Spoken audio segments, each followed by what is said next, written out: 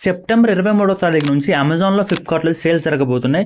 ఈ సేల్స్లో చాలామంది ఐఫోన్ 16 ఎప్పుడు కొందామని చెప్పేసి వెయిట్ చేస్తున్నారు.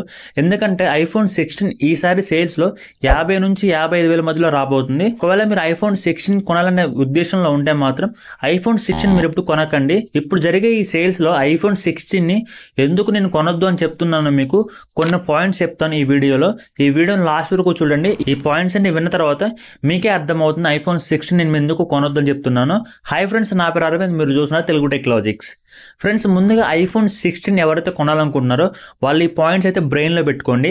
ఒకవేళ మీ పాత ఫోన్ నుంచి మీరు ఐఫోన్ 16కి అప్గ్రేడ్ అవుదాం అనుకుంటే, లేదా ఒక ఐఫోన్ వాడుతూ ఐఫోన్ 16కి అప్గ్రేడ్ అవుదాం అనుకుంటే ఈ పాయింట్స్ గుర్తుపెట్టుకోండి. ఒకవేళ మీ ఫోన్ అనేది వర్కింగ్ కండిషన్లో ఉండి ఒక 1 year వరకు మీరు వెయిట్ చేయగలిగితే ఐఫోన్ 16 కొనకండి. ఎందుకంటే ఐఫోన్ 17 నిన్నే లాంచ్ అయింది.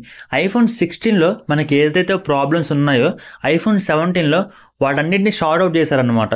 సో అవన్నీ ఇంప్రూవ్ చేసి మంచిగా ఐఫోన్ 17 తీసుకొని వచ్చారు. ఫస్ట్ పాయింట్ వచ్చరికి ఐఫోన్ 16లో మనకి 60Hz డిస్ప్లే ఉండేది. ఈసారి ఐఫోన్ 17లో 120Hzకి అయితే పెంచారనమాట. మేజర్గా ఎప్పటి నుంచి ఎదురు చూస్తున్న అప్డేట్ అనమాట. ఆండ్రాయిడ్ ఫోన్స్లో తాతల నాటి కాలం నుంచి అయితే మనకి 120Hz అయితే ఉంది. ఈ ఫోన్లో మాత్రం మీరు 80,000 పెట్టినా కానీ 120Hz అయితే లేదు. ఈసారి ఐఫోన్ 17లో 120Hz తీసుకొని వచ్చారు. అలాగే డిస్ప్లే సైజ్ కూడా మీకు 6.1 ఇంచ్ నుంచి 6.3 ఇంచ్కి అయితే పెరిగింది. ఐఫోన్ 16లో మాత్రం 2000 నిట్స్ ఉండేది. ఈసారి ఐఫోన్ 17లో 3000 నిట్స్కి అయితే వీళ్ళు బ్రైట్నెస్ అయితే పెంచారనమాట. ఇది కూడా ఒక చేంజ్ అని చెప్పొచ్చు. ఐఫోన్ 16తో కంపేర్ చేసుకుంటే ఐఫోన్ 17లో ఈసారి సిరామిక్ షీల్డ్ 2 అయితే యూజ్ చేశారనమాట. దీనివల్ల 3x స్క్రాచ్ రెసిస్టెంట్ లాగా అయితే ఈ ఫోన్ మారిందనమాట. ఐఫోన్ 16తో కంపేర్ చేసుకుంటే ఐఫోన్ 17లో ఈసారి ఆల్వేస్ ఆన్ డిస్ప్లే అయితే తీసుకొని వచ్చారు. ఇది మనకి ఓన్లీ ప్రో మోడల్స్లో మాత్రమే ఉంటుంది. దాన్ని ఈసారి మనకి ఐఫోన్ 17కి తీసుకొని వచ్చారు. అలాగే డిస్ప్లేలో ఇంకో చేంజ్ వచ్చేసరికి ఏంటంటే 1Hz నుంచి 120Hz వరకు డిస్ప్లే ఆటోమేటిక్గా అయితే రిఫ్రెష్ అనేది అడ్జస్ట్ చేసుకుంటుంది. లైక్ మనకి LTPO ప్యానల్స్ ఉంటాయి కదా ఆండ్రాయిడ్లో, సేమ్ అలానే మనకి 1Hz నుంచి 120Hz వరకు మీరు చేసే పనిని బట్టి రిఫ్రెష్ అనేది అడ్జస్ట్ చేసుకుంటుంది అనమాట. డిస్ప్లేలో చాలా చేంజెస్ అయితే మనం ఐఫోన్ 16తో కంపేర్ చేసుకుంటే ఐఫోన్ 17లో చేశారు. పర్ఫార్మెన్స్ గురించి మాట్లాడుకుంటే ఐఫోన్ 16లో మనకి A18 బయోనిక్ చిప్ ఉంటే ఐఫోన్ 17లో A19 బయోనిక్ చిప్తో వస్తుంది. ఈసారి డిస్ప్లే రిఫ్రెష్ రేట్ మనకి 120Hzకి పెరిగింది కాబట్టి మీరు గేమింగ్ కూడా మీరు 120 FPS అయితే ఆడొచ్చు. లైక్ కాల్ ఆఫ్ డ్యూటీ కానీ, జంక్షన్ ఇంపాక్ట్ కానీ, ఇంకా BGMI కానీ అన్ని గేమ్స్ మీరు 120 FPSలో అయితే హ్యాండిల్ చేస్తుంది.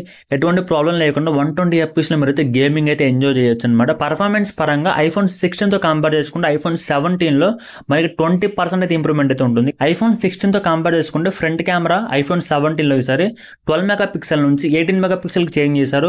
అలాగే ఇందులో మీకు సెంటర్ స్టేజ్ అని ఒక ఆప్షన్ తీసుకొని వచ్చారు. మీ ఫ్రెండ్స్తో మీరు సెల్ఫీ దిగేటప్పుడు కానీ, వీడియో రికార్డ్ చేసేటప్పుడు కానీ ఈ సెంటర్ స్టేజ్ అనేది ఆటోమేటిక్గా ఫ్రేమ్ సైజ్ అని అడ్జస్ట్ చేసుకొని మీరు ఎంతమంది అయితే ఫ్రెండ్స్ ఉన్నారో దానికి తగ్గట్టుగా సైజ్ అయితే అడ్జస్ట్ చేసుకుంటుంది అనమాట. ఇది ఒక కొత్త ఫీచర్ తీసుకొని వచ్చారు. డ్యూల్ వీడియో అయితే రికార్డ్ చేయొచ్చు. ఆండ్రాయిడ్ ఫోన్లో ఎప్పటి నుంచో ఉంది, ఐఫోన్లో మనకి ఇప్పుడు తీసుకొని వచ్చారు. స్టెబిలైజేషన్ యాడ్ చేశారు.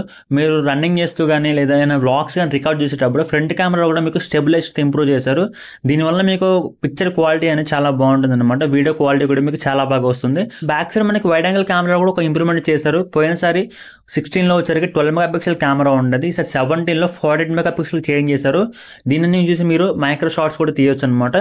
మెయిన్ కెమెరాని యూజ్ చేసి 2x టెలిఫోటో లెన్స్లో వచ్చే క్వాలిటీతో మీరు ఫోటోస్ తీయొచ్చు. అంటే మనం ఏదైతే ఒక నార్మల్ డెడికేటెడ్ టెలిఫోటో లెన్స్తో తీస్తామో అంత క్లారిటీగా మీకు main camera in sensor zoom నుంచి మీరు క్వాలిటీ పిక్చర్స్ అయితే తీసుకోవచ్చు అనమాట. ఇది ఒక ఇంప్రూవ్మెంట్ అయితే మనం చూడొచ్చు.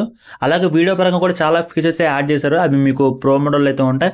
ఐఫోన్ 17లో కూడా మనకి ఈసారి డ్యూల్ వీడియో రికార్డింగ్ అయితే ఉంటుంది అనమాట. ఫ్రంట్ బ్యాక్ ఒక్కసారి వీడియో రికార్డ్ చేయొచ్చు. ఇంకా బ్యాటరీలో కూడా మనకు చాలా చేంజ్ అయితే ఉంటుంది. ఐఫోన్ 16తో కంపేర్ చేసుకుంటే ఐఫోన్ 17లో ఈసారి మనకి 130 mAh బ్యాటరీ అయితే పెరిగిందనమాట. పోయినసారి జనరేషన్తో కంపేర్ చేసుకుంటే ఈసారి మనకి బ్యాటరీ లైఫ్ కూడా కొంచెం ఎక్కువైతే వస్తుంది. ఈసారి కొత్తగా ఐఫోన్ 17లో N1 చిప్ని అయితే యాడ్ చేశారు. ఈ చిప్ మీకు ఎందుకు యూజ్ అవుతుందంటే మీ సిగ్నల్ రిసెప్షన్ ఎక్కడైతే మీకు వైఫై కానీ, బ్లూటూత్ కానీ, హాట్స్పాట్ కానీ, మొబైల్ డేటా కానీ సిగ్నల్ సంబంధించి వీటన్నిటికీ కొంచెం సిగ్నల్ మేనేజ్మెంట్లో అయితే మీకు హెల్ప్ అవుతుంది అనమాట. ఇంతకుముందుతో కంపేర్ చేసుకుంటే కనెక్టివిటీ అనేది మీకు కొంచెం బెటర్గా అయితే ఉంటుంది. సిగ్నల్ రిసెప్షన్ కానీ, క్వాలిటీ కానీ మీకు ఇంక్రీజ్ అవుతుంది ఈ చిప్ వల్ల అయితే. ఐఫోన్ 16లో మనకి ఈ చిప్ అయితే ఉంటుంది. ఐఫోన్ 17 17లో ఈ చిప్ తీసుకొని వచ్చారు. ఐఫోన్లో ఉండే మేజర్ ప్రాబ్లమ్ స్టోరేజ్ ఇష్యూ. మనం చాలా మంది ఐఫోన్ 15 కానీ 14 కానీ 16 కానీ చాలా మంది కొని ఉంటారు, కానీ బేస్ మోడల్ మనకి 128 జీబీతో వచ్చేది. ఇది ఒక పెద్ద తలనొప్పి అనమాట. ఎందుకంటే మిగతా 256 జీబీ వేరియంట్ కానివ్వండి ప్రైస్ ఎక్కువ ఉంటాయి, మనకి సేల్లో అంత తక్కువ ప్రైస్కి అయితే రావు. ఈసారి మనకి ఐఫోన్ 17లో బేస్ మోడల్ 256 జీబీ తీసుకొని వచ్చారు. ఈసారి ఐఫోన్ 17 సిరీస్లో ఉన్న ప్రతి ఐఫోన్లో మనకి బేస్ మోడల్ 256 జీబీ స్టార్ట్ అవుతుంది అనమాట. సో దీనివల్ల మనకి ప్రైస్ కూడా మనకి ఈసారి ఒక 7,000 రూపాయలు తగ్గింది. పోయినసారి ఐఫోన్ 16 256 జీబీ వేరియంట్ వచ్చరికి 89,990 రూపాయలకి లాంచ్ చేశారు. అదే 256 జీబీ వేరియంట్ని ఐఫోన్ 17 సిరీస్లో ఈసారి 82,900కే తీసుకొని వచ్చారు. దాదాపు 7,000 రూపాయలు అయితే మీకు తగ్గిందనమాట ప్రైస్ అనేది బేస్ మోడల్ మీద, అది కూడా 256 జీబీ వేరియంట్ మీద. సో ఐఫోన్ 16తో కంపేర్ చేసుకుంటే ఐఫోన్ 17లో ఇన్ని చేంజెస్ జరిగాయి అనమాట. చాలా రకాలుగా మనకి ఐఫోన్ 16తో కంపేర్ చేసుకుంటే ఐఫోన్ 17 మీకు బెటర్ ఆప్షన్ అవుతుంది. నా వరకు నేను ఒక మంచి సజెషన్ అయితే ఎప్పుడు ఇస్తాను మీకు. సో ఐఫోన్ 16 కన్నా 17 కొనుక్కోండి, ఒక 1 ఇయర్ వెయిట్ చేయండి. మీ ఫోన్ ఇప్పుడు వాడుతున్నారు కదా, దాన్నే యూజ్ చేయండి. ఒక 1 ఇయర్ మీరు లాగించుకోగలిగితే ఐఫోన్ 16 కన్నా 17 కొనుక్కోవచ్చు. మీ దగ్గర డబ్బులు మ్యాటర్ కాదనుకుంటే మీరు ఐఫోన్ 17 కొనుక్కోవచ్చు. ఇప్పుడు కూడా చాలా మంది సేల్స్ కోసం వెయిట్ చేసి డబ్బులు కూడా పెట్టుకొని ఐఫోన్ కొనుక్కుందామని చెప్పి చాలా మంది అనుకుంటారు కదా, అలాంటి వాళ్ళు ఎవరైనా ఉంటే ఐఫోన్ 16 కొనకండి. నా మాట విని ఒక 1 ఇయర్ ఆగితే మంచిగా ఐఫోన్ 17 కొనుక్కోవచ్చు. ఐఫోన్ 17 మనకి ఆ సేల్స్లో అప్పుడు 50 నుంచి 55,000కి వస్తుంది కాబట్టి అప్పుడు ఇంకా మీకు ఇవన్నీ చెప్పిన ఫీచర్స్ అన్నీ అప్పుడు మీకు దొరుకుతాయి అనమాట ఐఫోన్ 17లో. ఎందుకంటే ఐఫోన్ 17 సిరీస్లో వచ్చిన ఈ చేంజెస్ ఏవైతే ఉన్నాయి ఐఫోన్ 17లో, ఇవి మీకు ఐఫోన్ 18 వచ్చినా ఐఫోన్ 19 వచ్చినా పెద్దగా ఏం మారదు. చిన్న చిన్న చేంజెస్ ఉంటాయి, కానీ హ్యూజ్గా ఇప్పుడు నేను చెప్పిన ఇన్ని పాయింట్స్ అయితే మీకు మళ్ళీ అప్పుడు చేంజ్ అవ్వవు. కాబట్టి ఒక 1 ఇయర్ ఆగితే మీరు ఐఫోన్ 17 తీసుకోవచ్చు. ఇదన్నమాట ఓవరాల్గా ఐఫోన్ 16 ఎందుకు వద్దు అన్నది.